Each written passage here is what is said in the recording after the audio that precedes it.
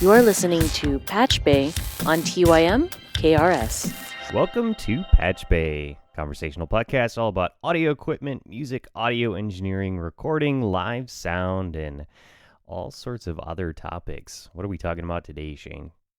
Well, this week I got to do some mixes on this project I've been working on for a while, and the guy really wears his influences on his sleeve. I don't know if I've talked about it before, but he has like one Beatlesy song, one Hendrix song, one song that sounds like the Beach Boys. So, and that's the whole record, which is kind of neat. Anyway, we're doing some mixes. I think we're working on one tune, and as part of the process, he really, really wants me to run it off to quarter inch. So I get to flex my analog muscles, which I haven't used in a long time. So, yeah. So I get to calibrate the tape, and I have to find some leader roll. I don't know if I can even buy that crap anymore. So I get to do that as well. I may have to steal. I have to take a look in the back because we have, like I'd said before, we have tons of old masters, and there might be just a reel of leader tape somewhere buried back there, rather than waste tape with blank space, right? But he actually bought some brand new, apparently quarter-inch tape. We'll see. It might it might not be brand new, but I guess we'll see what happens. But yeah, so my plan is do the mix and run it off to quarter-inch tape, then run it back into the computer and burn him a CD because he obviously doesn't have a quarter-inch tape machine at home. So I don't know if there's many people who still have quarter-inch tape machines at home. There's a lot of them on eBay. Is anyone still manufacturing tape? As far as I know, not. I think there's one company that still does, Quantegi, Quantegi. I'll check on the show notes, but unless he bought some NOS stuff from eBay, I don't know. But I know in film they still use Nagra machines, and those take quarter-inch tape, but they're on the smaller reels. I think they're the 4-inch wide reels or whatever, those smaller ones, right? Because it's a portable machine, eh? And I used tape on one of those machines about 4 years ago. So unless we're crazy up in Canada and still have tape somehow, I know there's guys in Winnipeg who still use 2-inch and they buy it from somewhere. So I don't know, but yeah, I don't think they're mass producing it as much as they used to. Yeah. I've looked at it a couple of times and I don't remember finding anybody that was still sourcing it new. So it may all be new old stock at this point. I don't know. Yeah, I would think so. I mean, the few times that I've done it just as a giggle. We just used some old tape, which had some crap on it that we recorded over, which isn't the smartest thing in the world at all, but it was just for a giggle anyway. So, and we weren't really ruining anything.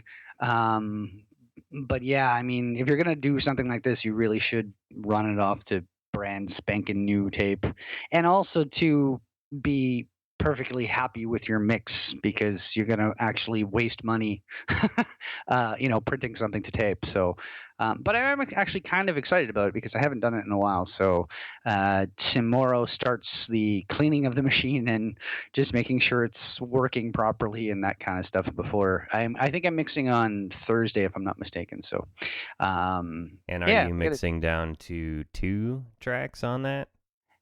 Yeah, so we're gonna mix in Pro Tools and then dump 2 tape and then back. And I'll probably, of course, monitor what's coming off the tape machine rather than the bounce coming off of Pro Tools.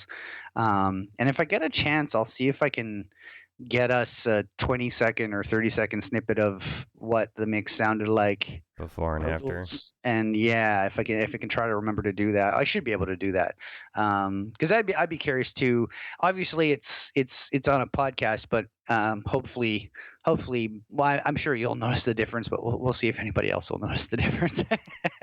And I'm also going to run it through my analog board just for the summing too, because it just sums better to analog. So through an analog board rather than just going direct out of Pro Tools, kind of. So there'll be 2 stages basically. So yeah, And what speed are you going to run that at? 15. That's as fast as that machine goes. 15 inches per second. So, So and the top two-channel, they're quarter-inch tape, 15 inches per second. yep, no Cool. sampling rate. Well, the sampling rate is the tape speed, obviously. Yeah, And kinda. yeah, actually, well, yeah, it directly relates. The tape speed, well, it doesn't directly relate, but the tape speed is the sampling rate, and the frequency response is related to the width of the tape to a degree. So if you do a little bit of reading, the wider the tape, especially when you're recording the multi-tracks. I remember seeing like 8-track 1-inch, and there's not a lot of room for music on a 1-inch piece of tape. I've actually seen 1-inch 16-track too, which is but yeah, with 2-inch you get like a millimeter and a bit of space on the tape, which is anyway, that's how they claim it's you get better frequency response with the wider the tape, and the faster it is, sort of the better bit resolution per se. I mean, it's still analog, but it sounds better obviously at 30 inches and inches per second and 2-inch tape, but we don't all have that luxury of running stuff like that. I'd love to. I actually got a guy actually offered me a 2-inch tape machine for not a bad price, but getting tape and talking musicians into paying for tape is not as easy to do nowadays, obviously, right? So, yeah, it was one thing that I really thought about. The first thing that I think of with the width of a track it seems like that would be dynamic range rather than frequency accuracy. No, it's the tape speed is the dynamic range. That's what I've heard, or at least that's what I read. Apparently I'm trying to remember now. I'll look it up after the show. There is yeah. Anyway, I don't honestly can't remember off the top of my head, but yeah, it's from what I gather, it was it had to do with the frequency response because there was more room for the wave, right, to propagate on the tape. Yeah, the Basically. faster it's going underneath, the more tape in over time it's got, and then the width. It seems like you'd have less interference between the tracks if you got enough room to separate them out a little bit. I don't know. I've never had a chance to play with tape. I'd love to though. Yeah, they're fun. That's the trick, though. I mean, you can probably find a machine online and get it back up to snuff. The trick is to find some tape. I mean, even like I have another one in my work that's like the one in a I can't remember what the 1-inch speed is. Or there's 3 3/4, 7. Yeah, 3 3/4, 7 1/8 inches per second, I think, and then 15 and then 30, if I'm not mistaken. But I have another machine, like a consumer deck that has the lower tape speeds, and obviously the reason they sold them to consumers with the lower tape speed wasn't so much for the quality as here's 200 feet of roll and you can put 7 million songs on it, right? It was kind of like the first iPod, whereas if you ran stuff at 15 or 30 you could get 10 songs and that was it for the reel, right? So yeah. Anyway, I was going to say you can find them out there, but the question is, where do you find the tape? Obviously, I mean, this kind of goes back to when we're discussing doing LPs and stuff too. Which, by the way, I looked at Jack's site after Jack White's site after Oh yeah. we talked about it on the last show. Oh my God, road trip. I was saying to my band. We should go and we should so totally go down as a band and see if we can all fit in the booth. Because, the Bare Naked Ladies, right? Sure. Yeah. One of their first their first ever appearance on TV, they were on Much Music, which is Canada's version of MTV. And they had this like speaker's corner box that it was in Toronto and you could go into the speaker's corner and just say something and they filmed it inside this box. And then they would play it on TV. And the Bare Naked Ladies fit all 5 guys in this booth, which is probably like, maybe twice the size of a phone booth, and they sang a song, and and the song ended up becoming a fairly big hit, and they ended up apparently both their two of the dads in the band, or two of the guys' dads, quit their jobs and were running cassettes at the time, like all day. Apparently, it was the Yellow Cassette, I think, was their original album. But so yeah, so my band was talking because we're all Bare Naked Ladies fans. The band, we were discussing the idea of going down because it looks like fun. So yeah. Anyway. For an interesting topic on tape, one cool thing to look up is the original tape machines that they built for the BBC when the BBC wanted to be able to replay shows. They built this, it's the size of a car, and it runs at a very high speed, and the tape that it uses is very wide, like 1 inch or 2 inches, but the tape is actually full-blown metal. It's a metal tape. It doesn't have the plastic layer to it. It's just, straight up metal. And, right. The thing is really interesting technology. It's worth going back and looking it up. And there's a lot of cool engineering that went into making that whole thing work. This reminds me of the giant IBM computer, like the first one that was like 6 rooms big or whatever. Every time I see any of that technology, I automatically think of like Cerebro from the X-Men. Like if you've seen the First Class,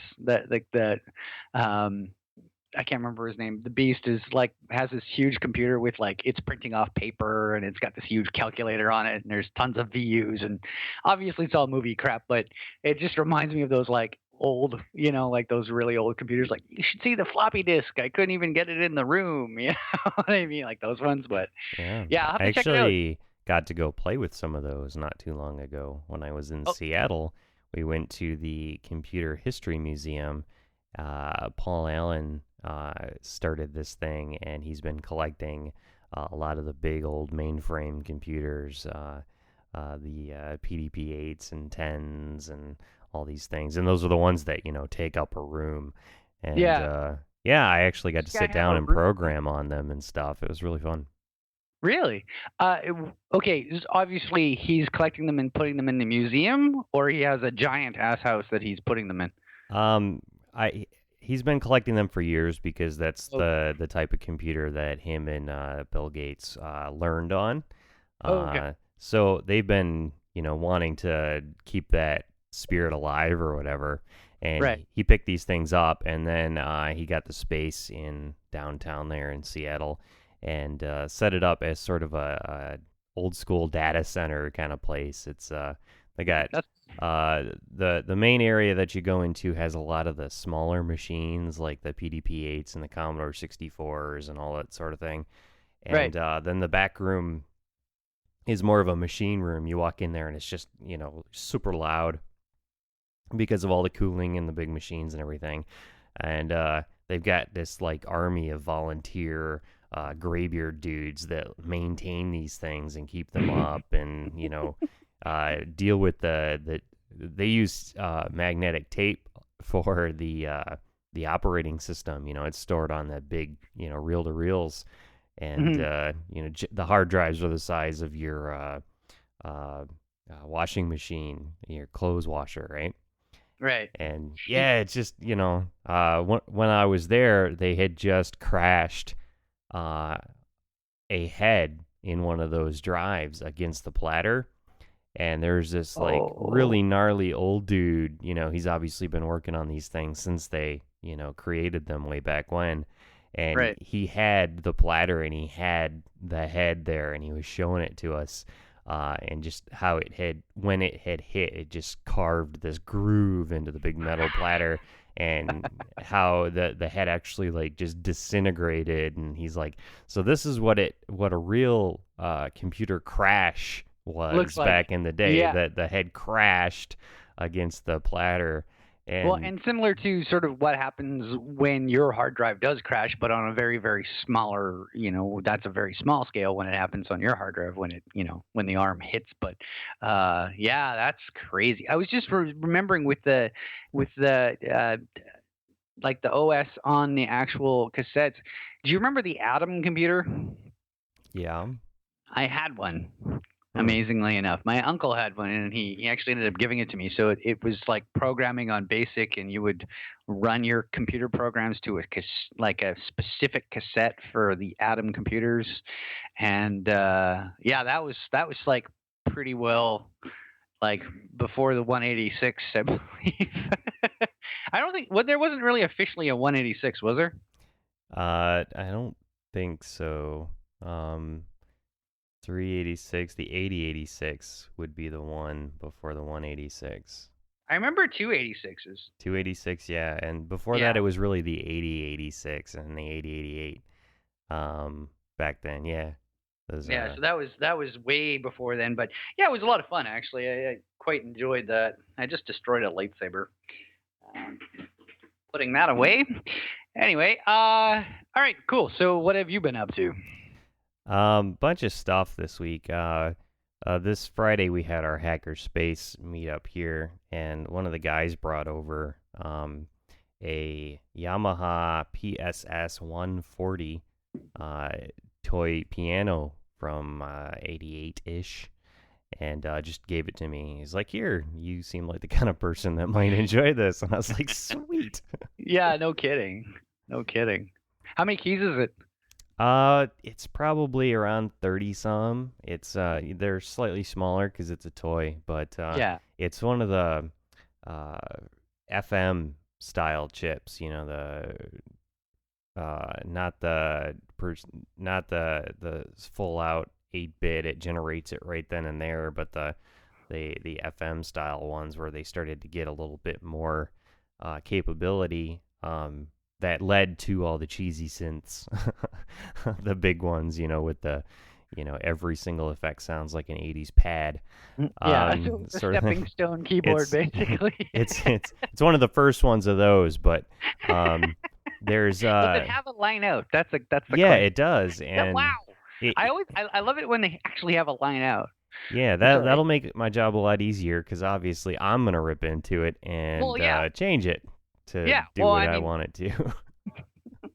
See, you're okay with ripping into bad kids' 80s technology. It's when you want to rip into, you know, I don't want you to rip into, or I always suggest you should rip into something that's more classic, but I can totally see doing that. So is it a 1/4 inch line out?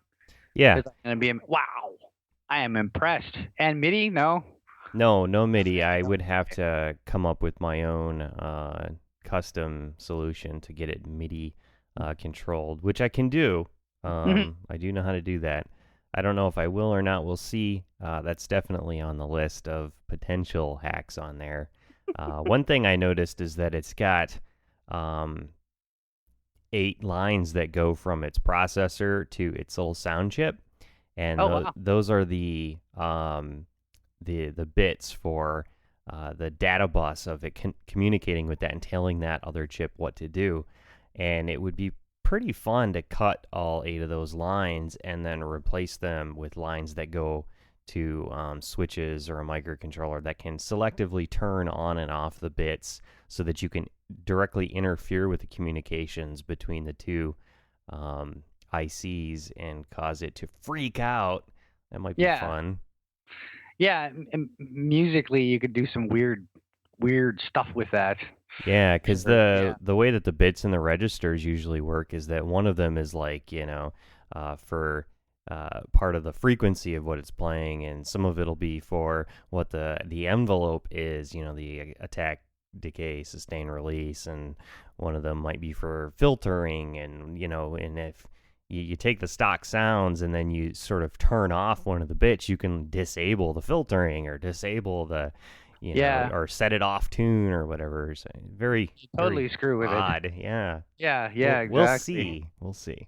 I'm excited actually. Well, that's the one thing about those keyboards too, is that if somebody brings one in, if they don't have a line out, you know, you're micing a speaker or something, and sometimes that works. But I mean, I would prefer, you know, if you're doing some kind of recording, to not mic a speaker for the most part. Yeah, there's some good reasons not to do it that way on those, because their amplification circuit was really bad.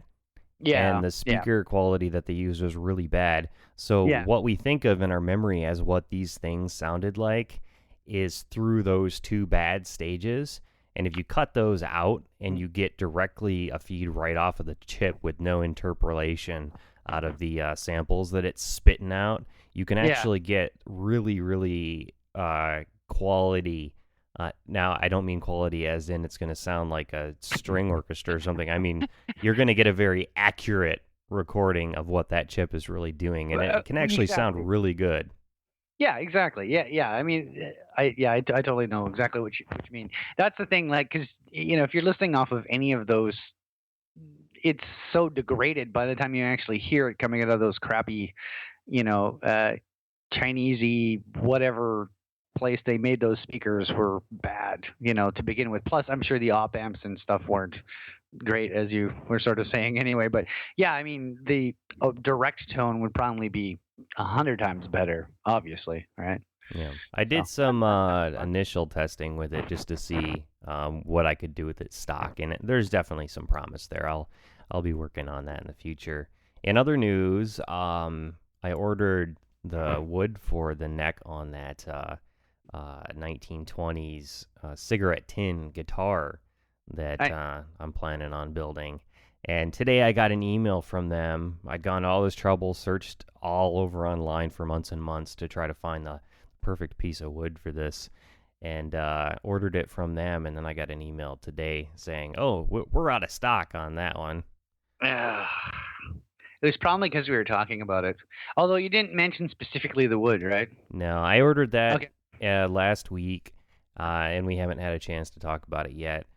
So I don't know. I was looking through their selection of what they do have, and I'm thinking maybe using black palm instead. That might work out very well. The box that I'm using is very old, so it's very patinaed. So anything that's darker colored wood is probably going to go well with that blue that's faded out to almost a gray. So yeah, we'll I'll have see a good that. look to it for sure. I was gonna say I could send you Canadian wood, but I can't, unfortunately, and that was a dirty joke. But because apparently we're not allowed to drive across the border with wood in our car for whatever stupid reason. Partially to do with bugs or something. So unfortunately, I can't box up something and send it to you. Not that it would be in any way useful, because it would probably be poplar or oak or something like that. But yeah, apparently there's laws against that. I don't know why. I mean, I guess bugs, but yeah. I think the black palm sounds much more exciting and exotic anyway. Where's the tin made from? Tin. The patinaed box. Is it? It was a cigar box, right? Yeah. Well, technically it's a cigarette box from Omar Cigarettes back in the early 20s, and it's some sort of a tin mix on the metal, and it's a fairly thin box. We'll see. I'll of course give you guys updates on that as it progresses. I haven't started on it yet. I did get something for it in the mail yesterday. I got the frets. I'm gonna do a proper fret job on this one, so that'll be a little bit different. Yeah, that's going to be interesting. Trying to figure out the scale, eh? Well, that's not too hard. There's programs online where you can punch in the scale length between the nut and the bridge, and it'll give you all of the intervals, the distances for each one of the frets. So that's pretty straightforward, and it's more of an issue of going through and making sure that they're all filed down and the tops are all even and all that sort of thing. And hopefully I'll learn enough doing this job to be able to do some work on my metal-bodied resonator that we played last week that's got some of the intonation issues. I may be able to rework the frets on that myself. We'll see.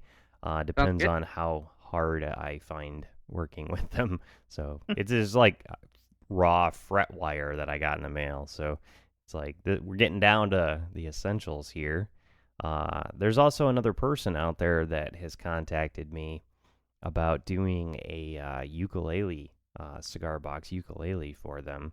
So cool. I'm starting to do initial research on that project and picking out some parts and wood and whatnot for that. So So that I was going to say that Omar tin. So is it an American tin? Yep, Like, I okay, that think was so. curious. So Well, it's an import probably, but I don't know. I'd have to do some more research on the company. The company doesn't exist anymore. It's long gone. yeah, the Uh, reason I was asking is like because the wood you said was palm something. So I was thinking exotic. So it would be interesting to find like if you're going to go with exotically sounding woods like a palm tree, to find a cigar box from Hawaii. You know what I mean? To make it all very exotic-y, but that's just me being goofy. Anyway, back to the guy's ukulele. yeah, so I don't know. I'll be starting on that. Uke's a little bit different. I usually build 3-string guitars, and that one will be 4. Four, yeah. And yeah, the way that they function is the same. You know, the dividing a string in in half, and then in half again, and then in half again. You sort Mhm. of it's the same thing, but it's much smaller, much shorter scale. The frets will be closer together. So there's some differences there. The neck's a little bit wider. Yeah, I'll be attacking that, and I'll let you guys know. Cool.